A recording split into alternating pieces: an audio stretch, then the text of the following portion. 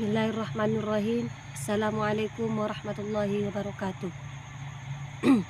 Alhamdulillah, alhamdulillahi rabbil alamin.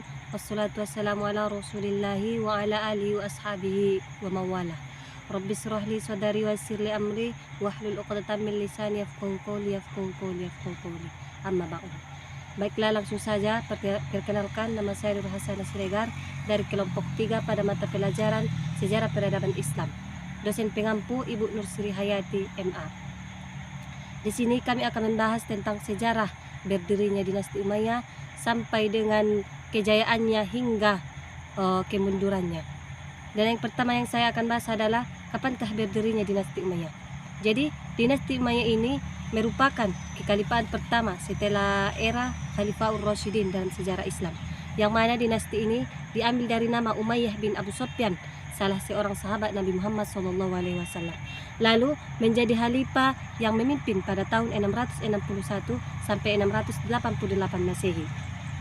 Dan berdiri dinasti Umayyah ini bermula dari peristiwa Tahkim atau perang Siffin, yang mana perang Siffin ini adalah perang saudara antara kubu Muawiyah dengan kubu Ali bin Abi Thalib, khalifah keempat setelah meninggalnya atau wafatnya Nabi Muhammad SAW.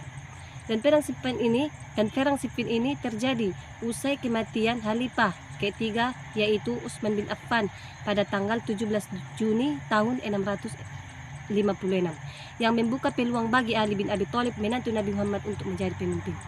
Dan setelah Ali bin Abi Thalib wafat pada tanggal 29 Januari tahun 661, kepemimpinan sempat dilanjutkan oleh Hasan, putra Ali ataupun cucu Nabi Muhammad, selama beberapa bulan. Sementara itu, Muawiyah bin Abi Sufyan sebagai gubernur provinsi Suriah atau Damaskus pada waktu itu juga menobatkan dirinya sebagai khalifah.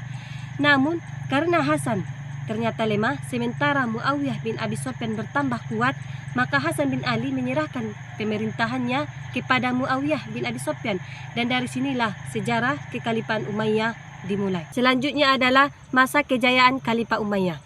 Selama pemerintahan dinasti Umayyah berlangsung hampir 90 tahun, terbagi dalam dua periode, yakni masa kekhalifahan yang berpusat di Damaskus, dan periode yang kedua adalah masa kejayaan di Spanyol atau Andalusi dengan pusat di Cordoba. Maka wilayah kekuasaan kekhalifahan Umayyah sangat luas. Wilayah tersebut meliputi sebagian besar Timur Tengah, Asia Selatan, Asia Tengah, pesisir Afrika Selatan hingga Andalusia, yakni kawasan yang kini ditempati Portugal dan Spanyol. Selama berlangsungnya kekhalifahan dinasti Umayyah dari tahun 41 sampai 132 Hijriah atau sama dengan 661 sampai 750 Masehi, sudah memiliki peran penting dalam perkembangan Islam, yang mana peran penting itu adalah kekhalifahan yang dipimpin oleh tokoh-tokoh berpengaruh. Di antaranya adalah tokoh yang paling berpengaruh di antara yang 14 khalifah tersebut adalah Al-Walid bin Abdul Malik dan Umar bin Abdul Aziz, yang mana pada masa pemerintahan Walid bin Abdul Malik, kekuasaan kekhalifahan Umayyah meluas hingga ke Spanyol, dan penaklukan Andalusi terjadi pada tahun 711 Masehi. Dan pada masa Khalifah Al-Walid bin Abdul Malik, pembangunan diutamakan pada masa ini, yaitu dibangunnya rumah sakit dan Masjid Al-Amawi di Damaskus atau Masjid Al-Aqsa di Yerusalem, dan perluasan Masjid Nabawi di Madinah. Dan inilah termasuk fase periode pembentukan dinasti Umayyah. Dan pada masa perkembangan atau kejayaan dinasti Umayyah terjadi pada pemerintahan Sulaiman bin Abdul Malik hingga khalifah ke-6, dan yang paling masyhur dalam sejarah Bani Umayyah yaitu Khalifah Umar bin Abdul Aziz, yang mana ketika Umar bin Abdul Aziz menjadi khalifah, ia sangat memprioritas utamakan bidang keilmuan. Keilmuan itu adalah tentang pengembangan bahasa Arab, fikih, hingga berbagai karya tulis berkembang pesat di masa ini. Dan pada masa khalifah inilah berkembangnya dinasti Umayyah. Dan selama Bani Umayyah berkuasa 90 tahun, mulai dari tahun 41 sampai dengan 132 Hijriah, selama itu terdapat 14 khalifah. Di antaranya adalah khalifah pertama yaitu Muawiyah bin Abi Sufyan, yang mana Muawiyah bin Abi Sufyan menjadi khalifah pada tahun 41 sampai 60 Hijriah. Selanjutnya khalifah kedua digantikan oleh Yazid bin Muawiyah, yang mana Yazid bin Muawiyah ini menjadi khalifah pada tahun 60 sampai 64 Hijriah. Dan selanjutnya adalah setelah Khalifah Yazid bin Muawiyah disambung dengan Khalifah ketiga yaitu Muawiyah bin Yazid, yang mana Muawiyah bin Yazid ini menjadi Khalifah pada tahun 64 sampai dengan 64 Hijriah. Dan Khalifah selanjutnya adalah Marwan bin Hakam, yang mana Marwan bin Hakam ini menjadi Khalifah pada tahun 64 sampai 65 Hijriah. Ia merupakan Khalifah keempat dari dinasti Bani Umayyah setelah Muawiyah bin Yazid wafat. Menurut silsilahnya, dia merupakan cucu dari Abdul As yang juga merupakan kakek dari Utsman bin Affan. Setelah terputusnya keturunan Muawiyah di kekuasaan Muawiyah bin Yazid, maka kursi kekuasaan beralih ke Bani Marwan setelah keluarga besar Muawiyah mengangkatnya sebagai Khalifah. Mengapa? Karena mereka menganggap Marwan bin Hakam adalah orang yang tepat untuk mengendalikan kekuasaan karena pengalamannya. Ketika itu, kondisi tidak stabil dan banyak terjadi perpecahan di tubuh bangsa Arab. Dan selanjutnya adalah Khalifah kelima, yaitu Abdul Malik bin Marwan, yang mana Abdul Malik bin Marwan ini menjabat sebagai Khalifah pada tahun 65 sampai 86 Hijriah.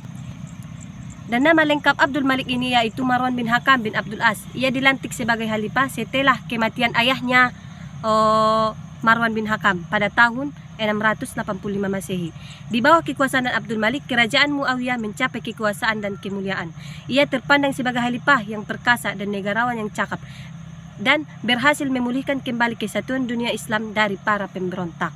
Selanjutnya adalah Khalifah ke-6 yaitu Walid bin Abdul Malik, yang mana Walid bin Abdul Malik ini menjadi khalifah pada tahun 86 sampai 96 Hijriah.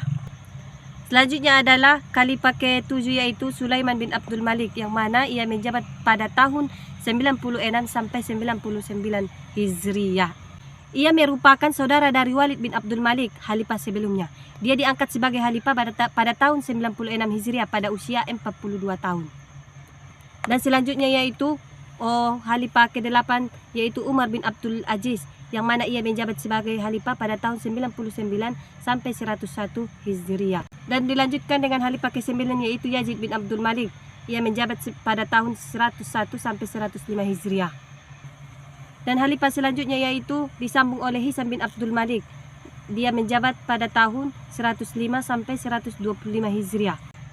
Dan khalifah selanjutnya yaitu Khalifah Walid bin Yazid bin Abdul Malik. Ia menjabat sebagai khalifah tahun 125 sampai 126 Hijriah. Pada masa pemerintahannya, dinasti Umayyah mengalami kemunduran. Ia memiliki perilaku buruk dan suka melanggar norma agama. Kalangan keluarga sendiri benci padanya dan ia mati terbunuh. Selanjutnya adalah khalifah ke-12 yaitu Yazid bin Walid bin Abdul Malik pada tahun 126 sampai 127 Hijriah. Dan disambung oleh khalifah ke-13 yaitu Ibrahim bin Walid bin Abdul Malik. Masa jabatannya adalah tahun 127 Hijriah atau sama dengan 144 Masehi. Dan khalifah yang terakhir adalah Marwan bin Muhammad, yang mana ia menjabat pada tahun 127 sampai 133 Hijriah. Sejarah selanjutnya akan dibahas oleh kawan sekelompok saya. Perkenalkan, nama saya Nurasana Artona. Selanjutnya saya akan membahas tentang masuknya Islam di Spanyol. Islam pertama kali masuk Spanyol ketika negara tersebut diduduki umat Islam pada zaman Khalifah Al-Wahid pada tahun 705. Salah seorang khalifah dari Bani Umayyah yang berpusat di Damaskus. Dua pahlawan Islam yang berperan penting dalam penaklukan Spanyol antara lain Tariq bin Malik dan Musa bin Nusair. Dan selanjutnya tentang pengaruh peradaban Islam di Eropa. Adapun pengaruh peradaban Islam di Eropa tidak dapat dilepaskan dari peradaban Islam di Spanyol. Eropa banyak belajar dari peradaban Spanyol, di samping faktor lain seperti Perang Salib. Dan kemunculan Ibn Rusdi pada tahun 1120 sampai 1198 Masehi telah membawa pengaruh besar dalam kehidupan masyarakat di Eropa. Ibn Rusdi telah melepaskan masyarakat Eropa terhadap belenggu pemikiran yang taklid. Ia mengulas pemikiran Aristoteles dengan cara yang sangat memikat minat semua orang yang berpikiran bebas. Selanjutnya, tentang transmisi ilmu-ilmu keislaman di Eropa. Dalam masa lebih 7 abad kekuasaan Islam di Spanyol, umat Islam telah mencapai kejayaannya di sana. Banyak prestasi yang mereka peroleh, bahkan pengaruhnya yang membawa Eropa dan kemudian dunia kepada kemajuan yang kompleks. Yang mana prestasi yang mereka peroleh itu adalah semenjak Khalifah Walid bin Malik menduduki Spanyol. Dia sangat mengutamakan pembangunan dan juga Islam yang dia bawa itu ke Andalusia memainkan peranan yang besar, baik dalam bidang intelektual, filsafat, sains, fikih, kesenian, dan juga kemegahan fisik. Nah, setelah 3,5 abad berkuasa, Bani Umayyah berakhir yaitu pada tahun 1031 Masehi. Sewaktu wibawa Daulat Umayyah mulai lumpuh, maka gubernur-gubernur setempat telah membebaskan dirinya dan membentuk kerajaan-kerajaan setempat di wilayah masing-masing. Dan disinilah Eropa memiliki tempat yang paling utama untuk menyerap peradaban Islam, baik dalam bentuk hubungan politik, sosial, maupun perekonomian dan peradaban antara negara. Dan pada masa kekuasaan di Spanyol, disitulah terjadi kejayaan kebudayaan Islam, yang mana di sana didirikannya universitas-universitas Islam, sehingga tidak sedikit dari mahasiswa yang menuntut ilmu di sana. Dan selama di Spanyol, mereka aktif menerjemahkan buku-buku karya ilmiah ilmuwan muslim. Setelah mereka pulang ke negerinya, mereka mendirikan sekolah dan universitas yang sama. Mereka inilah yang telah membawa perubahan cara berpikir di Eropa, bahkan dengan cara mengembangkan pemikiran filsafat yang mereka tuntut di Spanyol atau Andalusia. Dan selanjutnya tentang faktor-faktor penyebab kemunduran dinasti Umayyah.